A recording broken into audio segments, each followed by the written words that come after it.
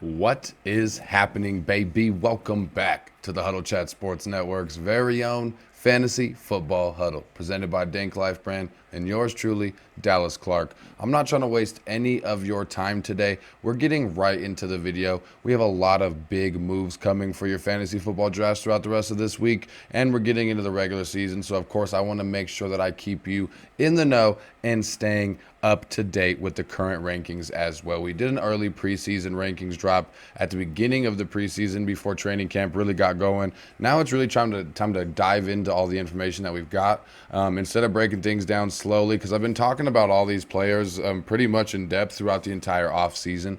So if you want more in-depth information on these players, there will be different videos.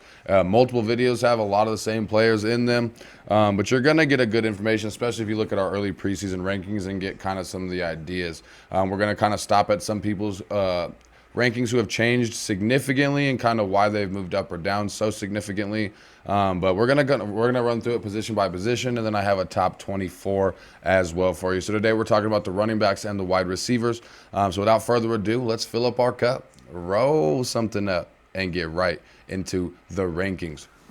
So the rankings right now are very easy. You're looking at with the running back position, that first four running backs is really where you want to be if you're taking a running back, especially in that first round.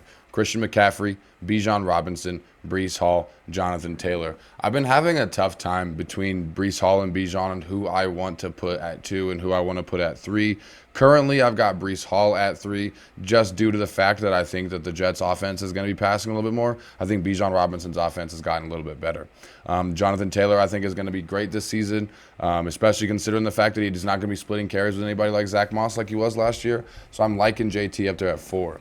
Running backs 5 through 10, you're looking at Saquon Barkley at 5, Jahmyr Gibbs at 6, Travis Etienne at 7, and Derrick Henry at 8, followed by Kyren Williams and Josh Jacobs. Derrick Henry, I talked about in my early preseason rankings that he was slowly climbing up my rankings, and he's got there. I'm back on being sold on Derrick Henry. I was never taken away from Derrick Henry, but you're looking at Derrick Henry in this offense, the offense that runs the ball more than anybody for more yards than anybody. Please give me one of the best generational running backs we've seen over the last 5 years in that situation. I like Derrick Henry a lot. And then Josh Jacobs as well at 10 has been moving up in my rankings a lot. I think that you're kind of hard-pressed to say that Josh Jacobs is not going to have a better year than he did last year. Last year was pretty much rock bottom for him as far as an efficiency standpoint, and he still finished at running back 18. Fresh off the year before when he was the running back 8, I believe, overall by the end of the year.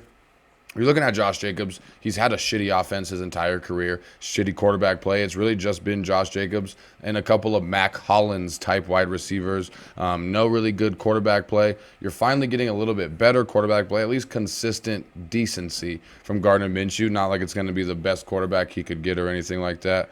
But you're looking at Josh Jacobs moving over to Green Bay, having a by far better quarterback situation, a better offensive line, better weapons around him. I do know that people are fading Josh Jacobs because Matt LaFleur likes to go with more of a running back by committee approach, and they drafted Marshawn Lloyd to do that. However, Marshawn Lloyd has been hampered throughout the entire preseason with a hamstring injury, so Marshawn Lloyd may not even start in week 1. It might take him a couple of weeks to get his feet going, and by then Josh Jacobs will have already ran away with the running back 1 position by far. So I think especially early in the season, Josh Jacobs is allowing himself to establish himself as a top 10 running back. He's going to be able to stay up there easily. Moving on to the second half of that running back list, that top 25. We're at running back 10 right now. Going to 11 will be Devon Achane, who I think everybody knows exactly what to expect from Devon Achane. We're all just hoping he stays healthy. Rashad White is another player that I'm big on. Really this area right here, this 12 through 14, 12 through 18 even, I'm really trying to hit a lot of running backs in when it comes to my drafts. You got Devon Achane at 11, Rashad White at 12, Isaiah Pacheco at 13, Joe Mixon at 14, James Cook at 15, who I'm not terribly big on, but James Cook nonetheless is going to be a top 15 running back this season. Also, Kenneth Walker, Alvin Kamara, James Conner at 16, 17, and 18.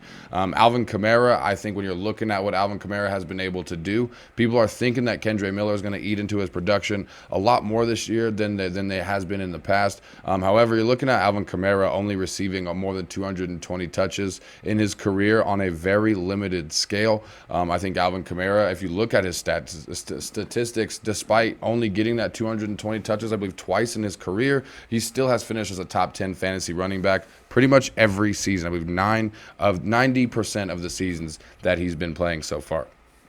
After James Conner at 18, we're going Aaron Jones at 19, who I'm not terribly big on. I wasn't big on him in these last couple years in Green Bay, and I'm damn sure not big on him in an even worse offense, worse situation, but similar cold weather. I don't think Aaron Jones is going to work out. I don't think his body lasts, which is why I'm taking a big jump on Ty Chandler late in my drafts. So Aaron Jones at 19, rounding off these last 6 players at the top 26 for you. I know it's weird to go in 26. I didn't know if you were going 12-man league or 30-man league, so I wanted to go kind of right in between there, and it's also the perfect amount of space for my notebook that I had. So that gives you that top 24 plus a couple of kind of honorable mentions that could be also slid in there.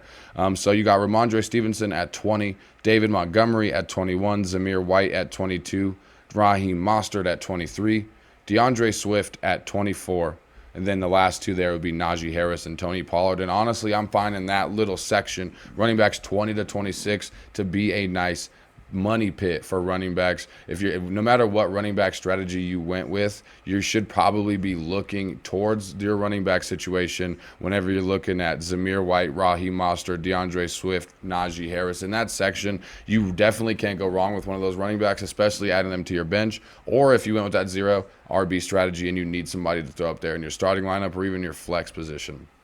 Moving on to the wide receivers, we're going to blast right through these. The first couple are fairly easy. We've talked a lot about them a lot, especially, probably even that first 10. You're looking at Tyreek Hill being the obvious number 1, CeeDee Lamb being the number 2, Jamar Chase being the number 3, and I don't really think there's much argument about those top 3. And if there is, nobody's going to hate you for taking CD over Tyreek Hill because of your preference. Then you also got Amon-Ra, A.J. Brown, and after that 6 is where I kind of start taking a little bit of a pause. If I can't secure one of those 6 wide receivers, then I'm trying to secure one of those 6 running backs in that first round. Because after A.J. Brown, you got Garrett Wilson at 7, who's a good wide receiver, but with some red flags. I don't want to draft him in the first if I don't have to. Same thing with Marvin Harrison Jr. as a rookie, despite the fact that we've had many rookie wide receiver seasons that have gone absolutely astronomical these last few years. Puka Nacua, I think it's going to be hard for him to replicate a similar season to as last year. I think he's still going to be a good wide receiver option, but you're looking at a healthy Cooper Kupp and unhealthy Matt Stafford. There's just a lot of red flags. Like I said, Chris Olave with the New Orleans Saints, the situation around Chris Olave is really going to be the biggest red flag. Drake London, has he been able to prove it in this last couple of years? Not necessarily. He's been good enough to get this consideration every single season that he's going to be inside of somebody's top 15, and I'm that person today. It's got him in my top 15. However, Drake London finally got a better quarterback situation, and we were kind of the same thing people are hoping about Kyle Pitts yet again this year. We're hoping about Drake London yet again this year. So a lot of red flags for Drake London. Then you got Devontae Adams. If you didn't watch that wide receiver show on Netflix called Receiver, you haven't heard the reports. Devontae Adams he's unhappy. He's a madman.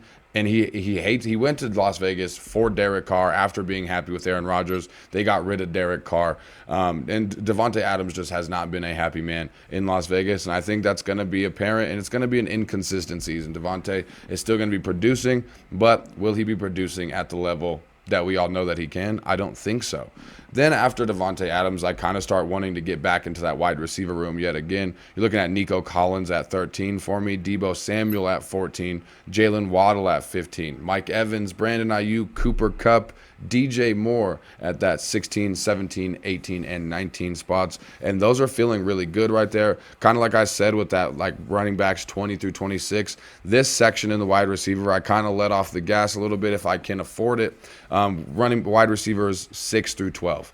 Then come 13 through 20. That's 7 wide receivers right there. I'm trying to get 1, if not 2 of those. You're even looking at DK Metcalf, Michael Pittman Jr. at 20 and 21, George Pickens at 22, Stephon Diggs at 23. And for reference sake, this is about rounds 4 and 5 in your draft, whether you're in a 10 or 12-man league. Malik Neighbors, Amari Cooper, T. Higgins. Honestly, all of those wide receivers, probably from 13 to 26, all 13 of those wide receivers, I'd be happy with any one of them. They don't have nearly as many red flags and much cause for concern as some of the other ones that were in that 6 through 12 range. However, you're looking at them having fairly good upside, and that's what matters most when you're taking your fantasy football drafts. Stay away from risk and get that upside where you can. That's going to do it for the running backs and wide receivers. I got one more rankings episode coming out on the quarterbacks and the tight ends. I got a continuation of the rookie playbook. I got a waiver wire episode coming out this week, and make sure you tune in to the live Sunday episode this Sunday at 9:30 Mountain Standard Time, 11:30 Eastern Time. But that's going to do it for us today, baby. Make sure you keep your chin up and your attitude down, and I'll see y'all next time. Peace out.